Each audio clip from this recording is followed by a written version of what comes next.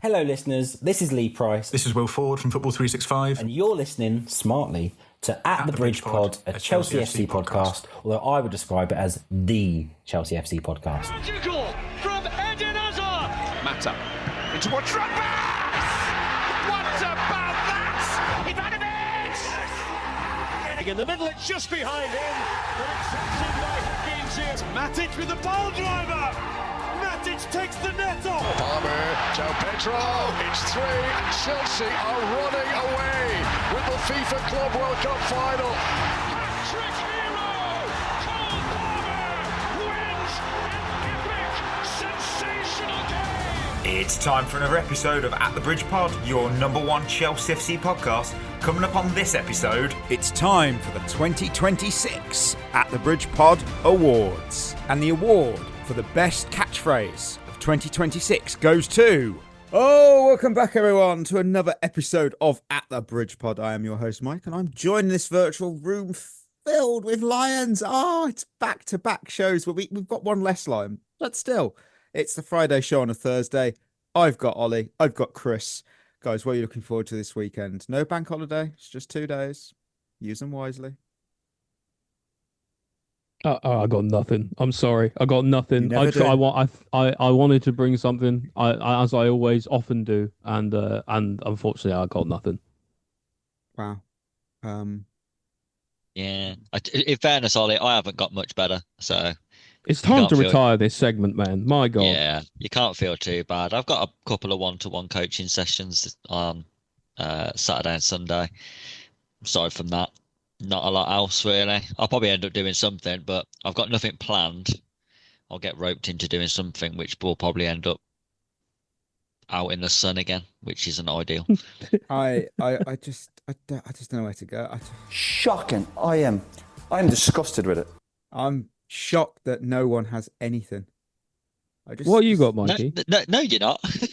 Wow, I'm going bowling again. I've got discount code, so I was trying to find the rematch. Yeah, I do. Where's this Gordon Ramsay? I've lost the Gordon Ramsay. I swear it was there for being shit, and it's not there. Congratulations on being shit. Oh, it's congratulations. That's what it is.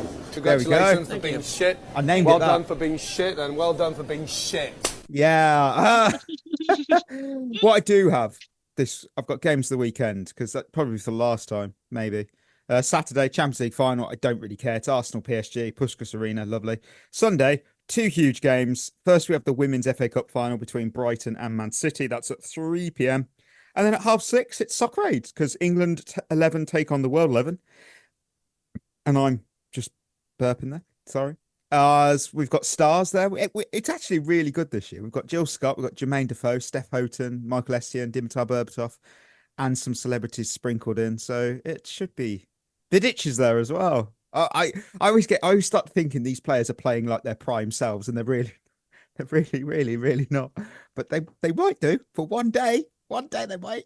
I want to see how Michael Essien plays still. He might get a job in our midfield if he's very good. Or even if he's just bang average. Bang average will do you here. It'll get you in the team. We obviously. Imagine him and Caicedo together. Do you think that could work? Yeah. Prime Essien and Caicedo in that midfield though. Oh, you don't worry about that. I suppose they both. We don't do that job at Chelsea. We don't create stuff at Chelsea. We don't. True. Shevva shoutouts. I'm going to use your full name because you're well played here. Mike Coxlong said. Brilliant. This is good. Remember Barry McCockiner? Yeah. He said that Robert Sanchez segment had me laughing so hard. I know the exact one he was referring to when I had a disagreement. Oh, bloody hell. Matthew, don't like Matthew. He's put, hoping we sell Sanchez this summer, primarily to challenge Mike to find other players to put on his winners list. And yes, Lamens is better than Sanchez, unfortunately. No, he's not. No, yes, he's not. Is. He's yes, not. He is. No, he's not. He just is, though, isn't We're going to have a falling out, Mike. You are not picking Lamens over Sanchez in a starting 11. You wouldn't. Well, you wouldn't. No, nobody would. Unless you're a Man United fan. You, not, and by that, not, him. No, I'm not having this. He's not better. He's just not. He's just not. He is. I don't know what you're watching. He's not. Fuck.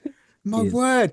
Look, he won't even be the best Belgian goalkeeper in the Premier League next season. That'll be Penders. And I'm not even saying Penders is that good. I'm just saying that he's not the best. He's not better than Sanchez. End of. He's not. He's not. He's not better than Sanchez. Not having it. Oh, my word. Right. Thank you, as always, for your reviews, your thoughts, everything else you throw in those. Shut up. He's not better. Thank you. Head over to Spotify if you want yours read out in the next episode. And yeah, we might give you a shout out. With that, let's hit some news. We've got news from in the elevator Chelsea news. So let's see what you may have missed. Chelsea believe they have learnt lessons from past mistakes and they recognise the season did not meet expectations or ambitions and they want to accept responsibility. Sources have suggested Nicholas Jackson could indeed be open to the idea of staying at Chelsea. Enzo Fernandez's camp have already made Chelsea's hierarchy aware of the midfielder's desire to leave. Chelsea value Enzo at 120 million. The preference is to keep him, but no breakthrough in contract talks. Enzo does want to leave and he would love a Real Madrid bid. Estevao is expected to return to the field by early August. Sandy Baltimore extended her deal at Chelsea until the summer of 2030. Chelsea are interested in a £70 million move for Spurs captain Christian Romero. Chelsea have asked Newcastle about Sandro Tonali and Bruno Guimaraes. And finally, Anthony Gordon. He is joining Marcus Rashford and Gary Lineker as the third English player to play for Barcelona since the end of the Second World War. And we are not a Newcastle podcast. We were linked with him once, though. How did you make about the Anthony Gordon thing? Well, it's fucking wild, that is. World's gone mad, but That's mad. His underlying numbers must be amazing, I guess, because he was also linked to Bayern Munich, and those two clubs both aren't coming in for you unless they see something in you. Surely. No. It reminds me of one of those really weird career mode transfers you used to get in FIFA, like back in the day. Like I did a career. When I saw it, I just reminded myself of the Chelsea career mode I did, where I'd essentially signed Luis Suarez, and doing so made Diego Costa request a transfer because he was homesick, and that bastard ended up playing for Stoke in that career mode. And I thought, that ain't Spain or Brazil. It's not even, it doesn't have an airport. Stoke doesn't. I was like, I hate it. I was like, why have you gone Stoke? So I did bring in Suarez though, and bench Costa. So yeah, I'll see the argument. What do you think, Chris, about Anthony Gordon to Barcelona? Wow. How can't you afford 30 million for Rashford, but you can afford 80 million for Anthony Gordon? He must be furious, right? Like, their maths just isn't mathing there, is it? It's a good job they're not going to play together at the World Cup, are they? Rashford's agent must be absolutely furious. I do find it weird though that to not sign Rashford for like 30 million euros, who's already been there for a year and done well, and the players like, the manager likes, the fans like, and instead go, no, we'll get rid of him, and I'd rather pay 70 million euros for someone who may or may not be good. Here's I know why it is. It's wages. Gordon will have much lower wages. Yeah, that is probable. I mean, naturally, because he's an English player going to Spain, he will naturally have a man bun by the first game of the La Liga season. That is almost rule. David Beckham did it. Conor Gallagher did it. It is the rule. Rashford didn't. No, that is true. That is true. He let the team down. He let the team down with that. Enzo Fernandez, I mean, I'm putting him in here again because it seems to be the only story that's dominating. And hey, some positive. It's not happening. He's not going to Man City because they want Elliot Anderson instead. So that's nice. He apparently wants the move to Madrid, but apparently Real Madrid don't like the 140 million euro package. Well, the asking price that Chelsea are demanding. And for me, you don't walk into London asking for discounts, because at the end of the day, if Chelsea start giving discounts, clubs are going to expect them forever. I've said that about when it was Dortmund coming in for Anselmino. We're not a closing down sale. If you want bargains, go to Dollar General, go to Home Bargains, or even, you can go to the reduced aisle at Tesco. Because at Chelsea, you have to pay full retail price.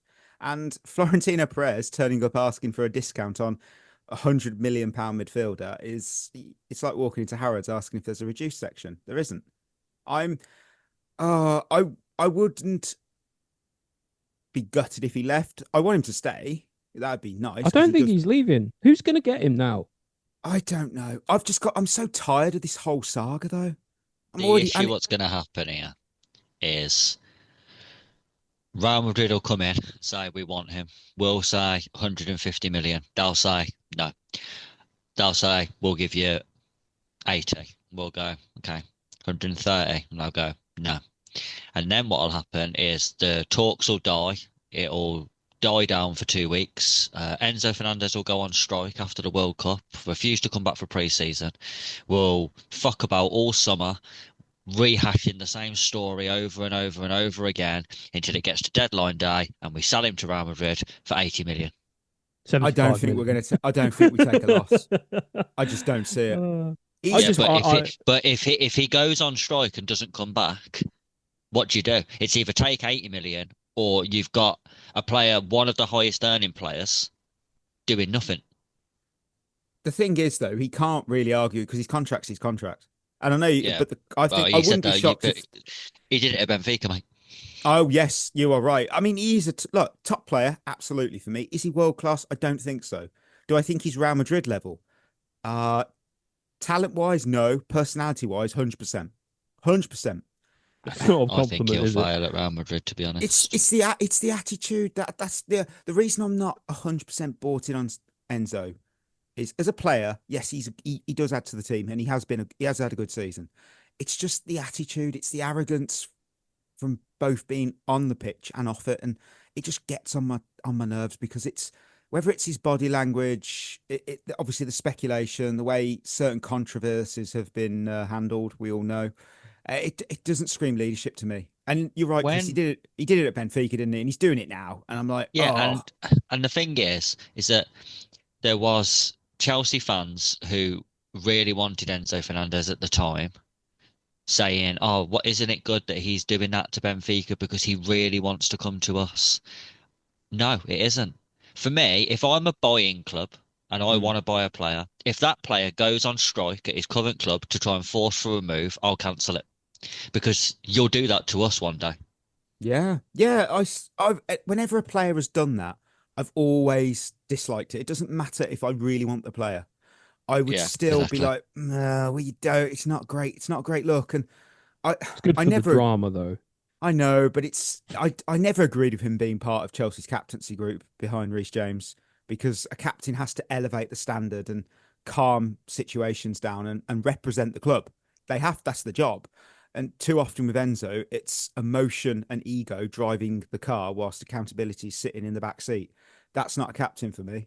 And it's the fact, if he'd have got the captaincy before the summer controversy, it would have been, I wouldn't say it would be great to stomach, but it would have been easier after it. I just didn't. That was when I thought, what was bizarre. What is that? What is that? It's mad. I honestly think nothing will come of this. I genuinely think all this drama is for nothing. He'll stay, or I'm almost certain. But do you want him to if he doesn't want to be here? Yeah, I mean, it's up to him. People can change their minds. If he definitely doesn't want to be here and he's going to kick up a stink, then obviously not. But, I don't know. I've got an interesting thing Go on, Chris. Well,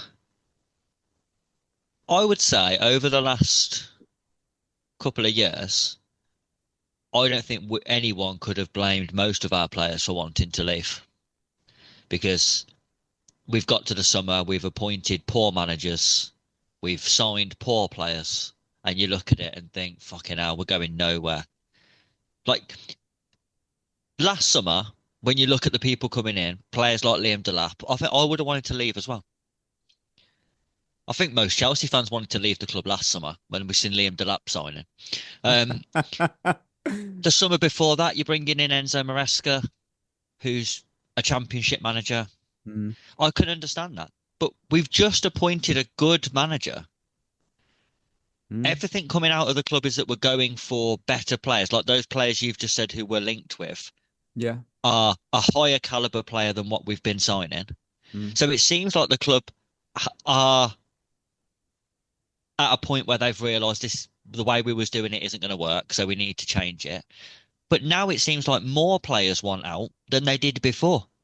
So for me, that says to me that we've got a load of players who wanted it easy, and now it might become a little bit difficult they don't want that anymore. That is a good point. I think it'll be indicative of whether they actually do go through with what they're saying about changing changing the direction of how they're doing things. Is if Jackson comes back. I think if they say, listen, Nicholas, we got it wrong. We shouldn't have loaned you out. Shouldn't have brought into that. We're sorry. Do you want to, a push for the starting spot against Joao Pedro? I think you do that, and we're instantly a better side next season. And it shows that they're willing to take accountability and say, listen, we got it wrong. Yeah. And then make it right. It'd be interesting let's just say hypothetically, we do a deal with Real Madrid and it involves another player. Be interesting who Xabi Alonso picks, because you know that he wants him. You know that for sure because he's worked with them. I would, if I'm going to pick anyone, I'm going Arda Güler, because I think, that's a player that's not quite Ryan Shirky, but he definitely gets me off my seat. And I'm like, what's he going to do? I wouldn't be against that. If that was to happen, 80 million on Arda Güler, I'd be like, yeah, I'm in for that. Doesn't always work that way. But you never know. You never know. Give me Valverde. That's what I want. He's a bit of a bastard. Yeah, but you can't have him out, or you can't have him and Tchouaméni. You got to pick. No, that's not. Let's give us both of them. Like, this is a bargain. That'll be the most Chelsea thing ever. Let's bring in 2 established stars from Real Madrid. Wait a minute. They can't be in the same room together. My word. Oh, you know what? I will mention Deco. Yes, former Blue Deco. He was in London, wasn't he? Don't know why. I don't know why he just turned up. But apparently he was in London to understand terms of a deal for Joao Pedro, and he wasn't willing to include players in a swap deal. And Chelsea went, not today, not tomorrow, not yesterday. He's not leaving and not for sale. And Joao Pedro, apparently, inside sources said he's happy at Chelsea, which I thought that was quite nice. Very rare you ever hear that. Barcelona come calling and a player's happy. I was like, okay. Well, he gets paid from us. Yeah, that's... Yes, but they have found 80 million. I don't know if that's a check that will bounce in the mail. Oh yeah, Newcastle. Newcastle will get paid. Gordon Maybe. won't. Yeah. Gordon's going to have to wait till Christmas to get his wages. Oh, that poor guy. Oh, my word. Right. Well, we can go to our main segment today because it's that time of the year where we cue the music. Put on our freshly steamed tuxedos, confetti cannons loaded, the music. It's queued up, isn't it? It's the At the Bridge Pod end of season award show, the award show that the players will never care about. But we care about them. We care about them. And first up, we have the highly, highly prestigious award of Player of the Season for the men's team. I'm going to let Ollie, Player of the Season, men's team. Who have you got lined up? So a lot of tempting options for this category, Mikey, because of course there are several players, of course, who have, despite the difficult season, shone quite well. And there's also, I would say, the potential for protest candidates in this category as well. I considered putting someone like Mudryk up on the ballot. Fucking hell! I'm happy with how the season went, but ultimately, I have gone for Joao Pedro. Okay, that's a justified pick. I'm not going to knock it, Chris. It was hard to pick someone, to be honest, because I think almost all of our players have been good in parts and shit in other parts. So no one ran away with it. Let's put it that way. Like, I think Caicedo was so good for a large part of the season, but then the last sort of 3 months of the season fell off a cliff. So it was hard. So I also went with Joao Pedro because I think to come in and without his goals, I think we genuinely would have been in a relegation battle. Wow. I've won Robert Sanchez. I told you, never in doubt. Never in doubt. Never in doubt. Hold on, well in you, Mikey. I said a protest candidate's a good idea. Well done. Was one of the small handful of players who I thought cared. He carried Chelsea through parts of the That's season. about all he can catch, a small handful. No. Look, Joao Pedro is the easier and more glamorous pick because goals and assists always grab the headlines. And he's the right option, that's all. I would disagree. We see things differently here. But for me, he edged it for 2 big reasons. He was the reason. Shut up. He's the reason we didn't lose even more points this season. And he also didn't disappear for stretches of the campaign the way Joao Pedro did at times. I'm not including the Resenio. Look, anyone jumps in with that. Liam Resenio's Chaos era doesn't even come into any of these categories for me. I don't consider it real because there's no point. Because he tanked it was Joao everybody. Pedro's best spell, that. Weirdly, that was really weird, wasn't it? Yeah. Look, Joao Pedro did go missing in September and October, and that was under Maresca. Sanchez at least looked emotionally invested and accountable. So Jesus, the bar is in hell, man. I think for a goalkeeper to stand out You in this looked dysfunctional emotionally invested. Not you played well the whole season. Not Mate, you this know, is a like you hard- performed this is at a hard one big, campaign. you know, did big things for us. You looked like you cared most of the time. Yes, most of the time. It's very low bar. Oh. Right, player of the season, women's team. I don't know about you, but I think we might be unanimous in this, unless recency biases took our attention. I've gone Sam Kerr. I have also gone Sam Kerr, but I would like to put an honourable mention to Berman. Oh, okay. I like that. I thought Lauren James was going to potentially sneak in because she did win the official award. I'm not doing the Marcus Rashford. She was good for 6 weeks, so give her player of the season. Ollie, what do you think? What have you got? I also went with Sam Kerr. Just with her coming back into the fray after being injured for so long and doing everything that she was doing, I was just very impressed. She came back from a potentially career-threatening injury, and she still put up 20 goal involvements, and that's in 30 games. That's 17 goals. That's ridiculous. World-class she was before the injury, world-class after it, and we're going to massively miss her now she's left. And elite forwards, especially her, I said it previously, they don't just give you a goal threat. She had that inevitability about her, that worry, that aura where you thought, shit, Sam Kerr's coming on. She could have been in the worst patch of form in her entire career, not scored in 20 games, for example. But if she came onto that pitch, you'd start to think, she's going to score. She's going to do it. Because that's just what she was about. And yeah, we're going to miss her. We are going to miss her. I don't think we get Champions League if she doesn't. Without her, I don't think we get Champions League this season. I think it's that simple. We had no backup. But being really honest, Aggie was great for September, and that was it. So we were a bit. What do you do? Do you give the reins to Aggie next season, or you? She might not even be here. We have no idea, do we? She's playing in the sevens, so that's positive, I suppose. I think Aggie will be here. I'd like to hope so. I think I do think we might just go with Ramirez. Yeah. Who, to be fair, I think people do forget, was a very good deputy for Sam Kerr when Kerr was injured for such a long time anyway. Yep. Ramirez did do really well. So she is a really good striker, and I do think a fully fit season from her, and she could easily get double figures of goals in the WSL. Yeah, hopefully. So, most improved player. Who have we got? Improved in what? Improved player. Most improved player from previous season. I went with somebody who I think was better at the end of the season and more valuable at the end of the season than they was at the start. Okay. I went with Joao Hato. Okay. Because I think at the start of the season he was under Maresca he barely kicked the ball. That's true. And now I think it's he played so well and he's got to a point now where when you see people talking about our starting 11 next season, he's in most people's starting 11 for next season. I think that's an incredible improvement considering for the first half of the season he was barely playing. Okay. Well, I can see your logic. In that. What about you, Ollie? What did you find a player? I did. I went with Enzo Fernandez.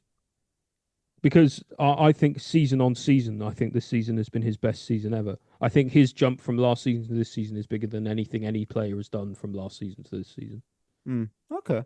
I've got Robert Sanchez, he gets his second award of the night from me. Oh, Come on dear. up, never in doubt. He's taking the piss. I'm not okay. I've got stats here. Okay, the improvement. He's had more successful passes and long passes this year. He's had more aerial duels won. He had more overall duels won, fewer yellow cards, and fewer errors leading directly to goals. He couldn't have had more. Hold on. They measure aerial duels with a goalkeeper. He can use his arms. Yeah, but he's still He won the should ball. never lose He's won an the ball. aerial duel. Oh, look. His aerial duel rate. Every Look. goalkeeper's aerial duel rate should be Here is- 99%. Here is my proof. Last season, when his name was on the team sheet, collective fan reaction was, "Oh, don't do anything stupid." And this season, that feeling disappeared. Chris, you trusted him, and for a goalkeeper, trust is important. I'm backing my damn man here. Honestly, I don't mind this shout as much as the Player of the Year one. I do actually see your point, because I do think that this time last year, every single 100% of Chelsea fans wanted Robert Sanchez out. And it although there is still a large portion of Chelsea fans that want Robert Sanchez out, it is less now, because this season he hasn't been anywhere near as bad as he was last year. God, like we say, when it comes to Sanchez, the bar is absolutely in hell, isn't it? Yeah. Signing of the season. I think this is another one where we have a roundhouse, but I went Joao Pedro. Same. I went with Robert Sanchez. No, I'm joking. Joao Pedro. No, 29 goal involvements in all competitions. 20 goal involvements in 35 Premier League games. It couldn't be Can't anyone really else. argue. He brought everything. He was one of the few attackers in our team who looked willing to take responsibility rather than just hide behind the sideways passing. And obviously, he didn't post any motivational Instagram captions. I think if we were doing a podium, you'd probably have Joao Pedro with gold, silver would be Esteval, and then, because like Chris said, with improved player, Joel Hato would be bronze, I think. Yeah. I think Esteval would have won this hands down had he not got injured. That over Joao Pedro? Yeah, I think if he had played the whole season, Esteval I had agree been with that. fit all season, I think Esteval would have won this hands down. Wow, okay. Our best player to sit on the bench for most of the season. Who have we got? Oh, this I've was gone easy with- for me. Yeah, Same. I've gone with Achiampong. Wow, I didn't have him. Really? I thought that was the easiest one possible. You know, like he's literally, people have been screaming out for him to play all season. He's just been on the bench forever, not played anywhere near enough. Chris? I'll tell you why I didn't pick him, because he was the sort of second choice for me. The reason why I didn't pick him is I'm starting to wonder whether he's actually just not very good. I am wondering that myself. Because there's so many managers now who just don't want to play him. Yeah. Can they all be wrong? Chris, I'm Maybe, curious I who don't your know. first is, because Achiampong was my backup option, but then I thought he also did play. And then I was like, was he impressive enough? Don't think so. And there was someone wasn't better amazing for when me. he There was played, but I someone just thought better who he sat on the deserved- bench. But I think the thing is with Achiampong, the reason is because for me it was always stark when he wasn't playing, because whoever did play was often did something worse or more stupid than he would have done anyway. Chris, give me who's the winner for you? He did start a fair number of games, but he was on the bench most of the season. Andre Santos. Wow, no, I don't have him. Fuck. Okay. I think we've looked so much better every single time he started, and yet he still sits on the bench most weeks. It's a weird thing. A lot of people just don't rate him, and I'm not really sure why. I don't get it either. I think it's because he doesn't necessarily do anything overly flash. Oh, well, I think he just... That's him finished in this day and age for football. Yeah, and I think he just like quietly goes about doing his job. So people think, wow, what does he do? I think you have to really watch him to appreciate what he's doing. I don't think it'll jump out at you if you're just watching the game casually. Okay. So I think that's his problem at the minute. I also think maybe the expectation of him was a little bit too high. I think people thought he was going to come in and be this fucking Kaka type who was going to be getting into the box and scoring 10 to 15 goals a season, because that's what he was doing for the Brazil under 18s or whatever it was. But it's very different, and when you get good players, they all score goals at that level because the level's shit. Yeah, I see what you're coming from. I went with a man who was named in the squad 56 times and somehow spent 20 of those matches warming the bench, and it was Joao Hato. For a minute, I genuinely thought you were going to go with Robert Sanchez again. I was about to drive to your house and throttle you. Every time that Joao Hato played, especially in 2026, he looked really, he looked reliable, composed. He looked smart. And towards the end of the season, he looked like one of the few defenders capable of remembering both his positioning and basic human concentration, because not the others did. So the next player I think who spent more time on the bench was Santos. So that kind of came to my argument. From memory, I thought Hato, the stats backed him that he was sat on the bench the whole time. So, right. I love this one. Listeners love it. Meme of the season. And look, I tell you what, meme of the season, recency bias for me, nearly dragged this award towards... Put your hands up and fuck off. Except, that's what I went for. I think that's fair, Chris. I think that's fair, Chris. Honestly, that's one of my favourite of all time. Do you know what? Technically, the winner actually today, it's you. You get to pick an award up because it was Trevor Chalobah looking around the pitch for his mum. That was the one for me. It stood the test of time from the early part of the season. It had to be it. What did Ollie go with? What's he got? Oh, it was the easiest one possible. I thought everyone was going to have this. Got to respect the ball, lads. Fucking hell, no. God, yeah. Oh, fuck's sake. Oh, my God. Got to respect the ball. It was that or aging men. Yeah. Right.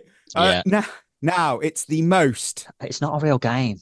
Match of the season. There is only one game that wins this. There is no game other than this bloody game. Please, Chris, put us out the misery, because if Ollie hasn't gone with it, I'll be so annoyed. Port Vale. 7 Chelsea, Port Vale 0. The only win in an 8-game losing streak as well. We won by 7 goals. We won by 7, and it meant absolutely nothing. It taught us nothing. We all felt nothing. We somehow did winners and losers on a game that was about nothing. My word. It was quite a long episode, if I recall, as well. I think we were just very angry after that one. Even despite the 7-0, I think we were just sort of like, what was that for?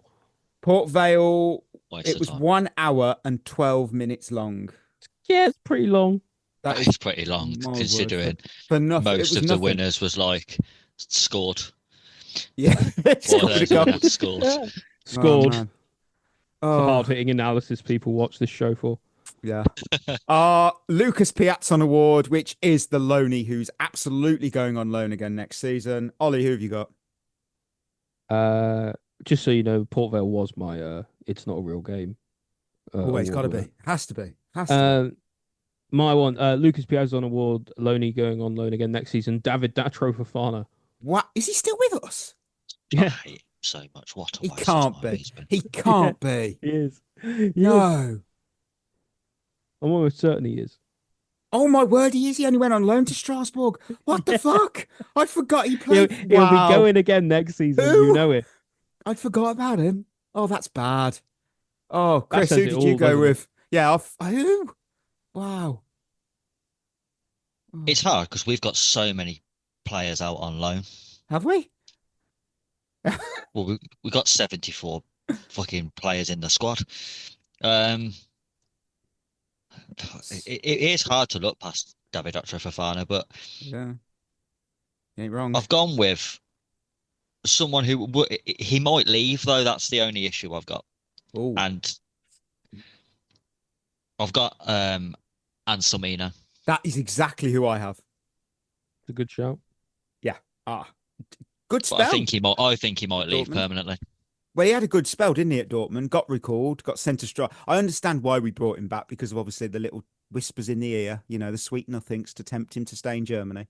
But he went sent to Strasbourg, played 15 minutes across 3 games, got injured, and now he's disappeared. I was like, he's going. That's a bit of a shame actually, because he was exciting, and then when he went to Strasbourg, I did think that's a bit cruel. I get why you had. And then we brought in choice. Mamadou Sarr. Yeah, he was great, and we didn't use him. He? He had an all right debut game. He'll go on loan next year. Probably to Strasbourg. Right. New award recommended by the listeners, and I should have checked in the Discord. I will do that as I am quickly scrolling up because it was absolutely fucking brilliant. Where was the award? It was. Oh dear. Who said it? Oh, it was CFC Blue Luke. There you go. Always credit the listener who gave it in the Discord. It's the Joao Felix Blue Co-signing of the season award, sponsored by Damac, which I'm guessing I've took it as the most Blue Co-signing of all, which is like, it's very Blue Co, that is. Very Blue Co. This could be interpreted each differently by each of us. Do you know Ollie, who did you go with? Well, it's funny that we were talking about it. Mamadou Sarr is my my pick. Okay. Because the reason that this is the most Blue Co possible signing is because we needed a centre-back in the first place back at the start of September after Colwell got injured and Maresca was told he couldn't have one, fair enough. In January, he goes, can I have a centre-back? They say no again. And then they all do all that mess around with Sarr and Anselmino to bring Sarr to Chelsea, and it turns out he wasn't very good and he's barely played. And he was actually doing quite well before that. At Strasbourg, seemed to be doing just he was in his element, progressing nicely as a player, doing good things. He was thrown in too early, and now his confidence is probably shot. And it was just all pointless, and there wasn't any need for it, which is like the most Blue Co thing possible. What have you got, Chris? Well, I went with someone who's very Joao Felix-esque in terms of they're not a very good player. They have a weird cult following, though, so that's why we thought it was a good idea to sign them, even though we probably didn't need them, and it was going to be a complete and utter waste of time. So I've gone with Garnacho. Wow. Okay, I see the logic. He's exactly the same as Joao Felix. There's still people who really rate him, despite what they watch. They're like, oh no, he is good. Remember that one turn he did in the game, though? Yeah, he played 90 minutes. Wow.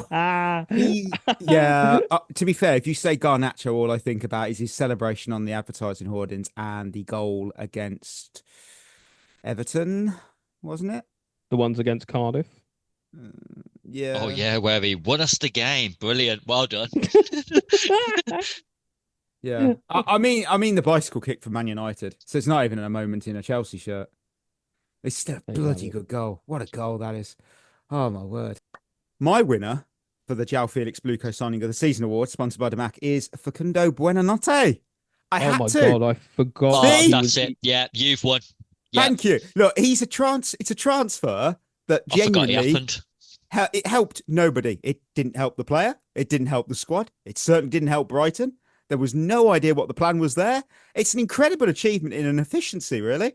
Absolutely. He went to Leeds. Did he do anything? I don't know.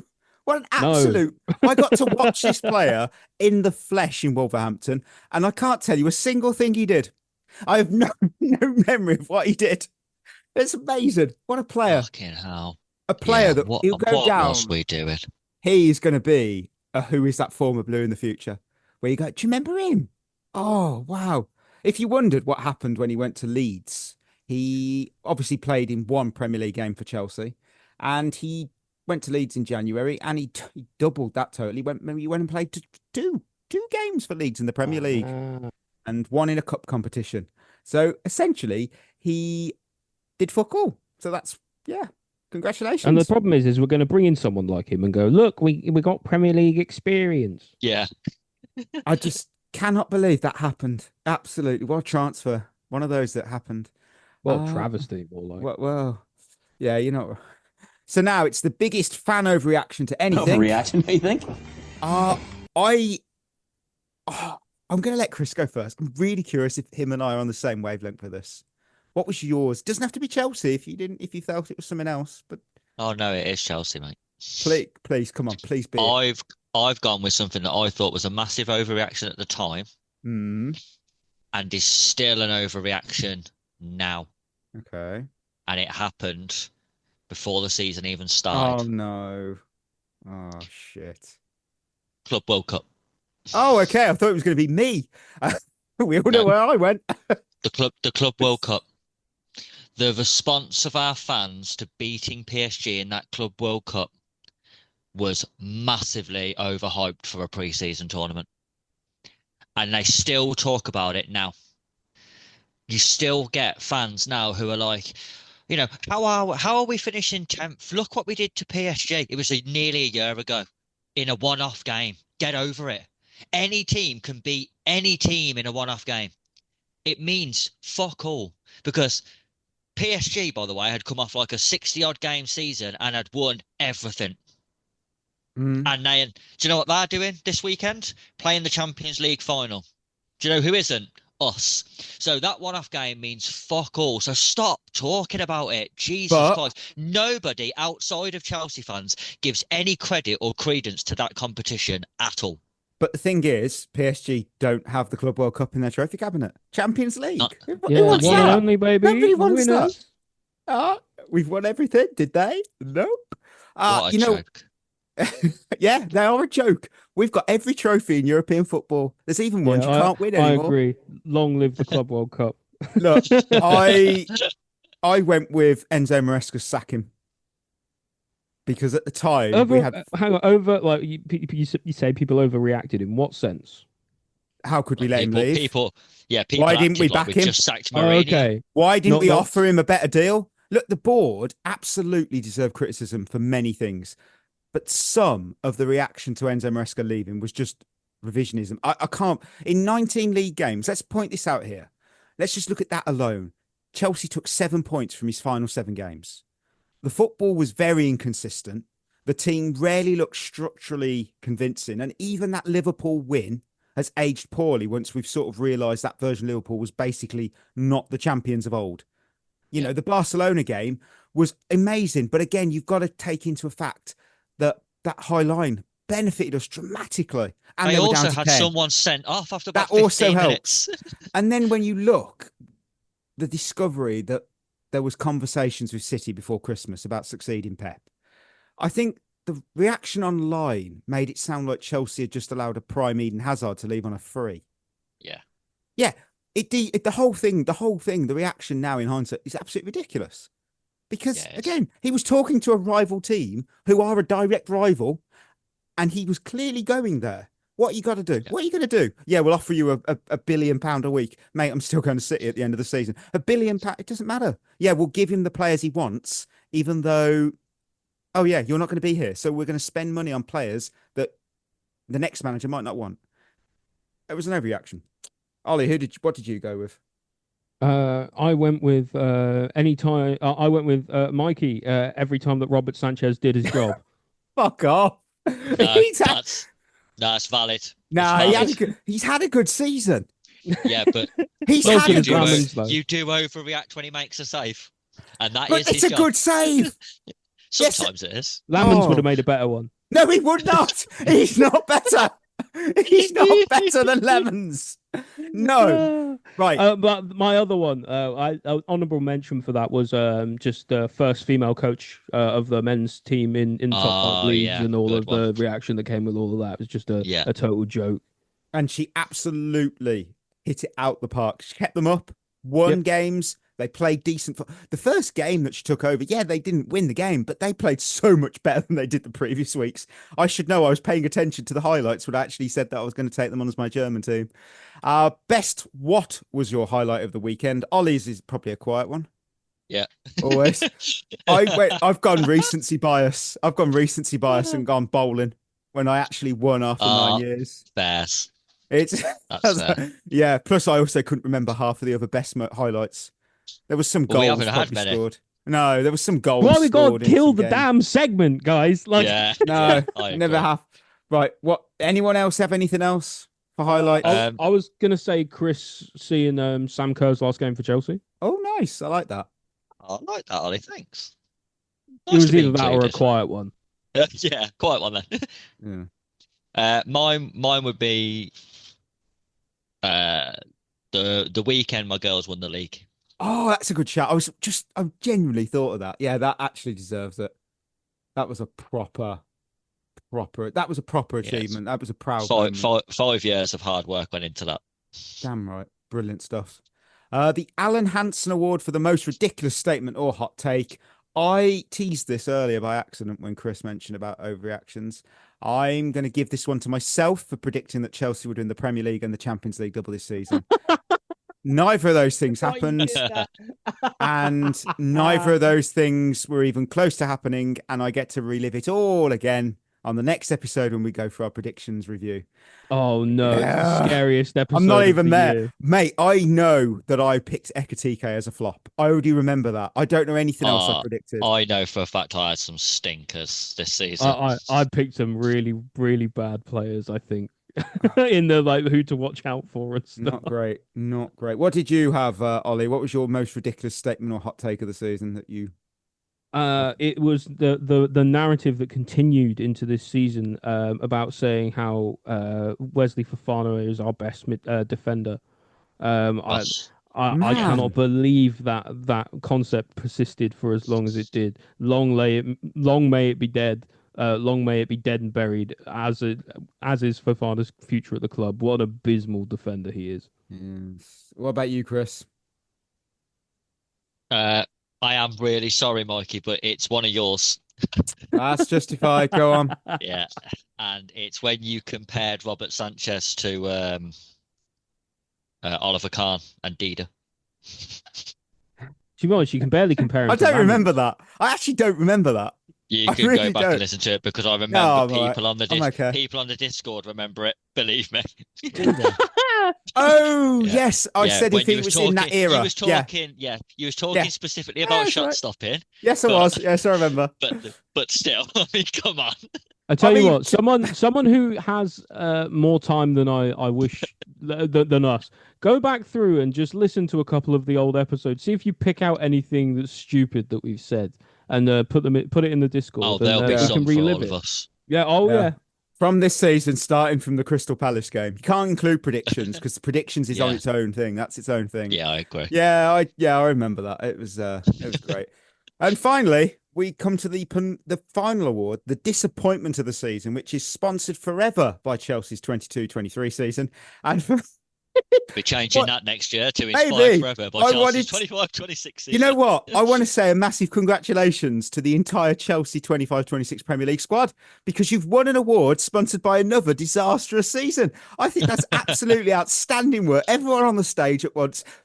Robert can stay in the seats. He doesn't deserve to be up there. Neither can Joao Pedro. He can stay there. He's not a disappointment either. Esteval can't walk at the moment, so he's definitely seated. But thank you. You've all achieved it. Amazing. Liam Rosenio can come up as well. He can be welcomed back. Amazing stuff. You all achieved fuck all. Thank you. What have you got, Ollie? I went with you can tell what the mindset I was in when I wrote this. I put Wesley Fofana's driving record. Oh no. Oh, can't even say. I think the less allegedly said to about that.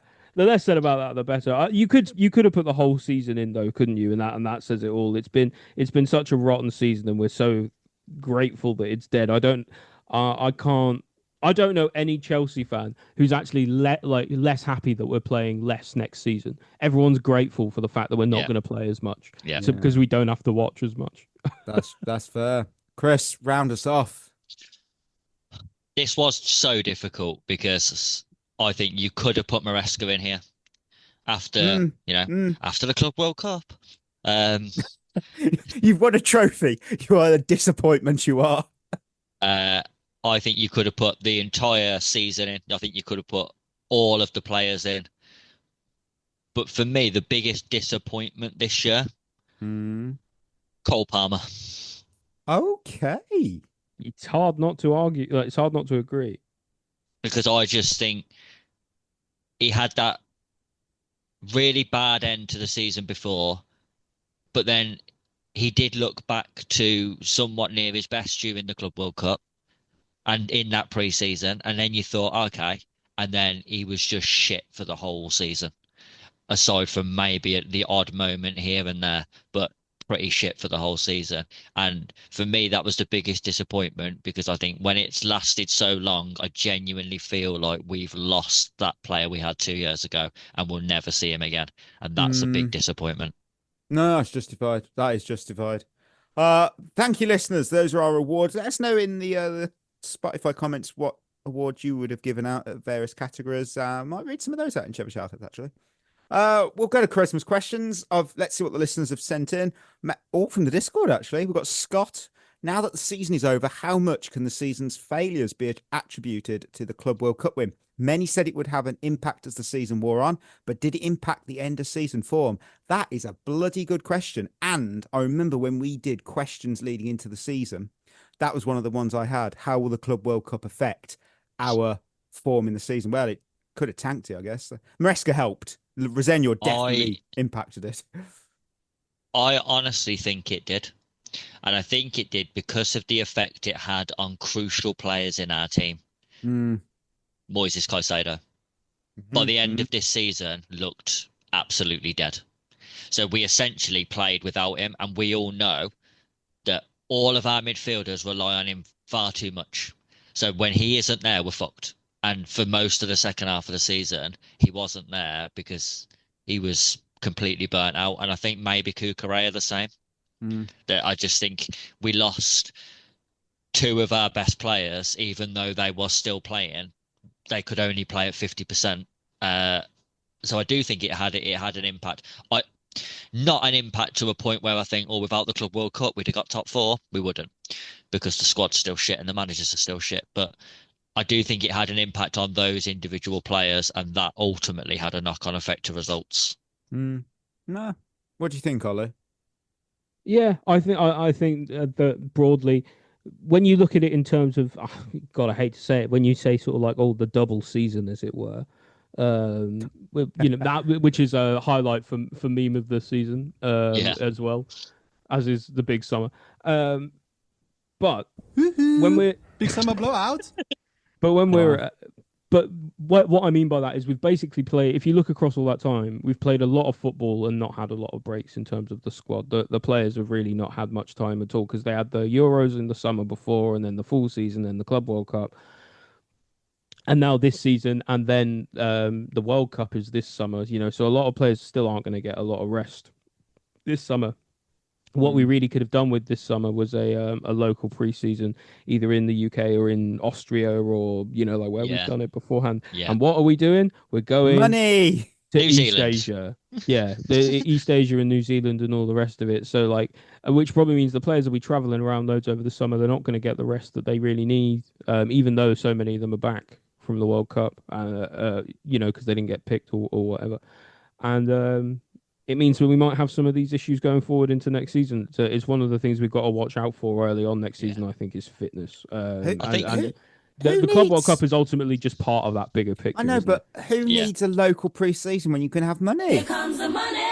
Here we go. I love, who doesn't love extra money in the bank? All right, Gianni Infantino. I think the reason you can say it did have an impact as well is because you look at Manchester City. Towards the end of the season, they looked similar. They've got more quality, so their results didn't suffer as much because their team's just better and their manager's better. But I genuinely think without the Club World Cup, Man City win the league this year, and I think they didn't win the league because they couldn't get that run together that they normally do at the end of the season to win every game. They had nothing left. Yeah, they got nothing left.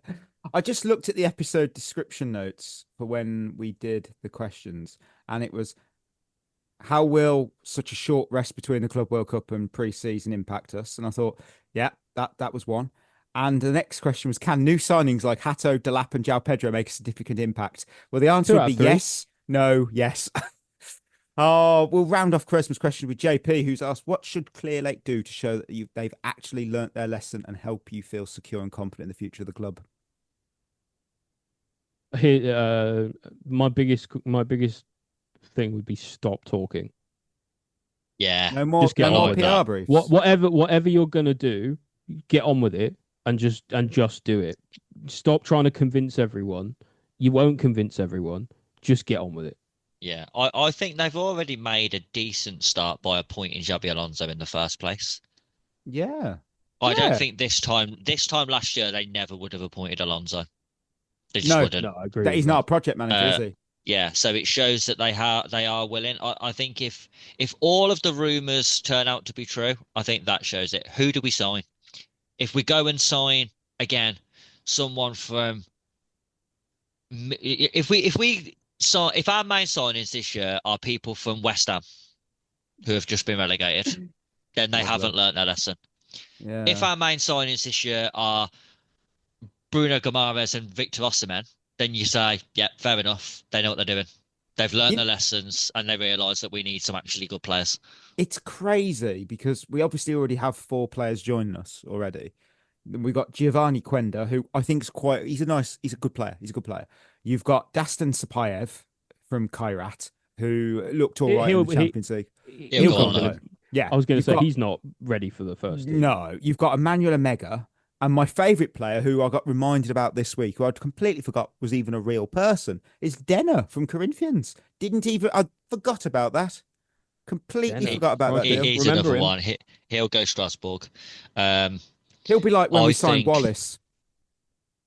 I think Omega will go out on loan. I don't think we'll keep him. I pray that is actually the case because it makes it all the more likely we'll keep Jackson. I have a horrible feeling that in running into next season it will be Joao Pedro, Delap, Omega, and that's just not. Oh God, Liam Delap can't be here. He literally cannot be here. I know. I'm scared he's going to be though. Because when did we sign? What I was just looking on Transfermarkt to see when we signed Wallace. I don't even know if you guys remember him. Yeah, he was the fullback, wasn't he? Yes, he was. I'm just trying to see where we signed him from. It was definitely a Brazilian team. Fluminense in 2012-13. And everyone talked him up as to be, he's the next best thing. And if you think, well, what happened to him? He went to Inter Milan. He was sold. Well, he was sold there, I think. Was he? I don't know. Fuck knows. I don't know. But he didn't do anything. So they did the same with Kennedy. Oh yes, classic Kennedy. Oh man. Let's end the show with a game. Lonami Carousel, and the category today is the Copa del Rey. Well, we all know the Copa del Rey of Spain is one of the most historic cup competitions in the world of football. It's founded all the way back in 1903. I prefer Lana del Rey myself. That is the final of this year's season's competition was held. Well, when I wrote this, it said last weekend, so I don't know what date that was. I'm gonna have to quickly look that up. But since 1903, only 16 clubs have lifted the trophy. 16 different clubs, and I need you to name those 16. When was the Copa del Rey final? It was because how long ago was it? Because that would be fucking comical if it's been. Let's have a look. 18th of April. It's about a month and a half since we haven't played this game, so there we go. Right, 16 clubs. I'll go Since with when? 1903, Chris. Is that it? Jesus. Yeah, 16 different clubs. Chris, give me a club who's won the Copa del Rey. Let's get the obvious ones out of the way. Real Madrid. 20 times last time in 2023. Barcelona. 32 times last time in 2025. Nobody has won it more. 32 times. What the hell? That's mad. Fuck. Sociedad. Real Sociedad 3 times. Last time was this year. Yeah. Atletico. Atletico Madrid 10 times. Last time was 2013. Crikey, that was a while ago. Athletic Club de Bilbao 24 times. Last time 2024. Sevilla. Sevilla 5 times. Last time in 2010.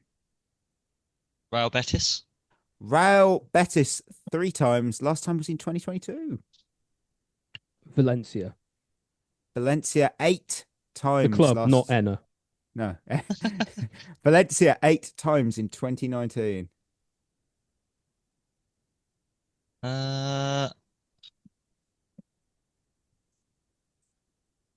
Real Zaragoza. Didn't they beat Real Madrid? Real Zaragoza 2004, but 6 times in total. What, 6 times? Jesus. I'm going to go with Deportivo La Coruña.